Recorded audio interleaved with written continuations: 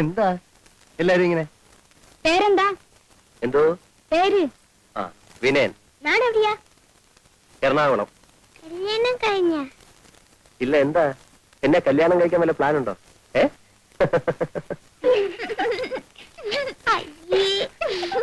വീട് വലിയ വീടാണോ?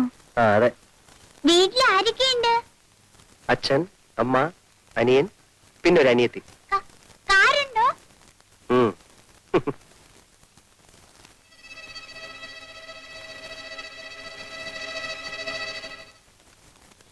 നിങ്ങളെ കല്യാണം ആലോചിക്കാൻ എന്താ വഴി?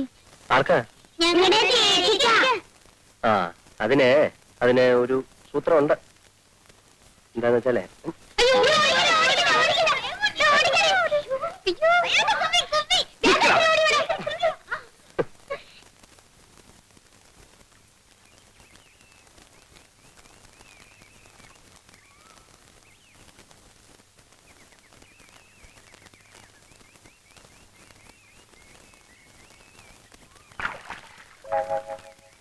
കുട്ടിപ്പട്ടാളം കൂടെ വന്നില്ലേ?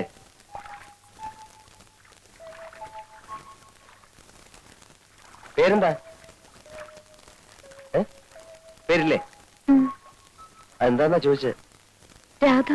രാധയുടെ കാരണവന്മാര് രാവിലെ കല്യാണാലോചിച്ച് വീട്ടിൽ വന്നിരുന്നു. നിൽക്കൂ. നിങ്ങളുടെ നാട്ടിലൊക്കെ കുട്ടികളാ കല്യാണാലോചിക്ക? അങ്ങനെയാണെ പിന്നെ രാധ മാത്രമായിട്ട് എന്തിനാ പോരായിരുന്നത്?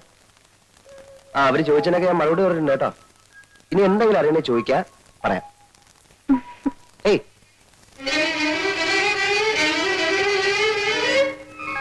കൊള്ളാം, നല്ല പെൺകുട്ടി. കല്യാണം കഴിക്കുന്നെങ്കിൽ ഇതുപോലൊരു പെണ്ണെ കഴിക്കും. പരിഷ്കാരത്തിന്റെ ചായം പുറലാത്തും.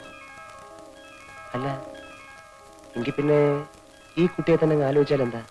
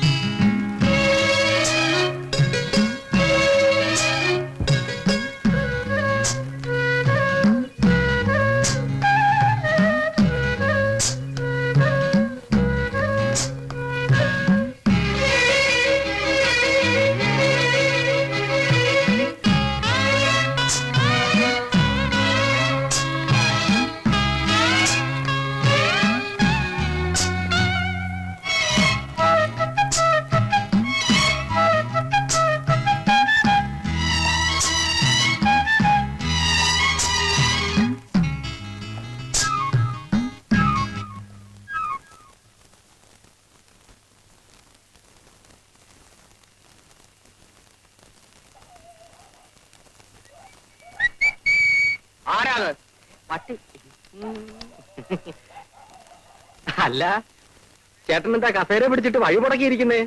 പട്ടിയും പൂച്ച നാട്ടിക്ക് കയറാതിരിക്കാനാ. ഞാനൊരു സഹായം ചോദിക്കാനാ വന്നെ. സഹായം ചോദിക്കൽ പകലായാ പോരെ? വളരെ അർജന്റാണ് ചേട്ടാ. വളരെ നീണ്ട കാര്യമാണെങ്കിൽ നമുക്ക് നാളെ കാലത്തെ സംസാരിക്കാം. ചുരുക്കി പറയാം, എന്റെ അമ്മ മരിക്കുന്ന കാലത്ത് എനിക്ക് 12 വയസ്സായിരുന്നു. അന്ന് മരിക്കാൻ കിടക്കുന്ന നിന്റെ അമ്മയോട് രാജിച്ചെന്നാരി സത്യം ചെയ്ത് പറഞ്ഞതാ, രാധയെ നിനക്ക് കല്യാണം കഴിച്ചു തരാം. ഇത് ഈ നാട്ടിൽ നീ എല്ലാവരോടും പാടിക്കൊണ്ട് കിടക്കുന്ന പാട്ടല്ലേ വാസുണ്ണി? എത്ര പാടിയിട്ടും ഒരു പ്രയോജനവും ഇല്ല ചേട്ടാ. ഓടിയാത് വാതിലടച്ചിട്ട് പോവും. പൊക്കോളൂ. രാജിച്ചൻ അമ്മാവനോട് ചേട്ടൻ ഒന്ന് പറയണം. ആ, സംസാരിക്കാം. ഇപ്പോഴെങ്കിലും പറഞ്ഞില്ലെങ്കിൽ ആകെ പ്രശ്നം. നാളെ കാലത്ത് സംസാരിക്കാൻ. പൊക്കോളൂ. തള്ളല്ലേ, വെക്കോളാം. Torch torch torch. ചേട്ടൻ രാവിലെ തൊട്ട് വൈകുന്നേരം വരെ ആ പാവം മനുഷ്യ സ്ത്രീയെ പൂട്ടിയിടും. വയസ്സ് കാലത്തൊരു ചെറുപ്പക്കാരിയെ കല്യാണം കഴിച്ച് ബാക്കിയുള്ള ആണുങ്ങൾക്ക് പറമ്പ് കാലി കുത്തിക്കൂടെന്ന് വാങ്ങി.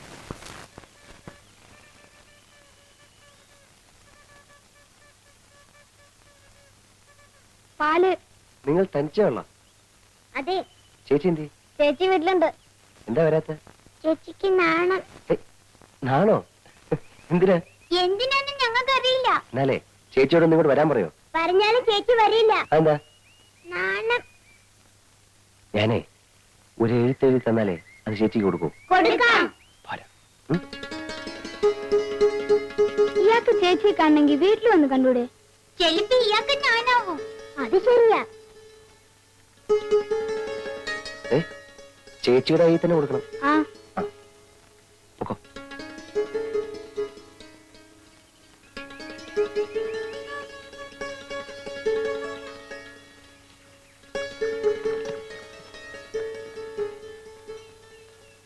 പ്രിയപ്പെട്ട രാധേ, പ്രിയപ്പെട്ട രാധേന്ന് വളരെ അത്യാവശ്യമായി ഒന്ന് കാണണം, വരുമോ എന്ന് ഞാൻ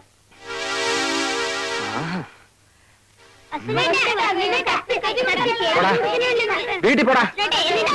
നിന്നെ.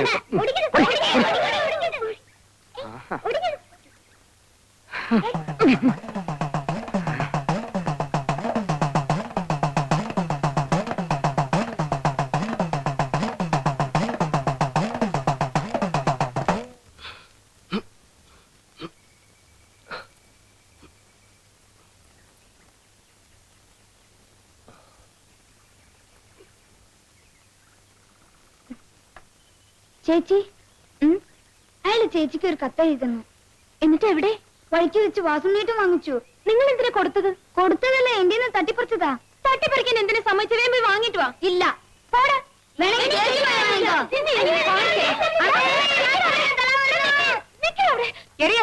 തലാരോടിക്കുന്നത് ഞാൻ ഇപ്പൊ പറയും. എന്താടാ? ഒന്നുമില്ലമ്മേ, ഞങ്ങള് വെറുതെ കളിച്ചതാ. കളിച്ചതല്ലമ്മേ, സുവേട്ടനെ തല്ല ഓടിച്ചതാ. എന്താ കാര്യം എന്ന് പറയടി. അമ്മേ, ഞാൻ പറയാം.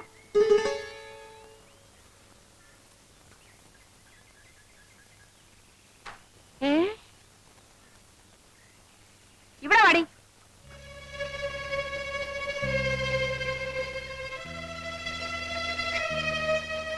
എന്റെ പൊന്നു മോളെ, ഇപ്പോഴെങ്കിലും നിനക്കൊരാളെ ഇഷ്ടമായല്ലോ.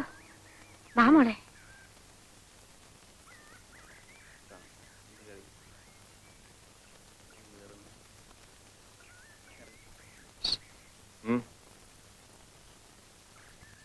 ഞാൻ പോരാ.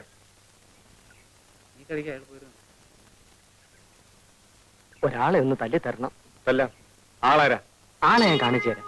പക്ഷെ കേശവൻ ചേട്ടൻ ഒറ്റയ്ക്ക് പോരാ, ആളൊത്തിരി കരുത്തനാ. ഒരു 2-3 പേരും കൂടെ വേണം. കാശ് എത്ര തരും? കാശൊക്കെ ഞാൻ തരാമെന്നേ. നമ്മളിനി അങ്ങനെ വല്ലതും ഉണ്ടോ? ഞാനില്ലേ. അതുകൊണ്ടാ കടം പറ്റില്ലെന്ന് പറഞ്ഞത്. ചേട്ടാ, എന്റെ കല്യാണം കഴിഞ്ഞിട്ട് ചേട്ടന് ആവശ്യമുള്ള പണം ഞാൻ തരാം. എന്നാ പിന്നെ കല്യാണം കഴിഞ്ഞിട്ടല്ല. അയ്യോ, അതിന് മുമ്പ് കല്ലണം. 50 രൂപ വെച്ചിട്ട് കാര്യം പറഞ്ഞാൽ മതി. 50 രൂപയ്ക്ക് ഞാൻ എവിടെ പോവും? പിന്നെ സാറേ, വാസുണ്ണിയാ? സാർ സാറേ ഓഫീസ് വിട്ട് വരികയായിരിക്കും. അതെ. ഞാൻ സാറിനെ കാണാൻ വീട്ടിലോട്ട് വരികയായിരുന്നു. എന്താ? അടിയന്തര ഒരു 50 രൂപ കടം വേണം. എനിക്കല്ല, രാരിച്ചനമ്മാവനാ, രാധയുടെ അച്ഛന്.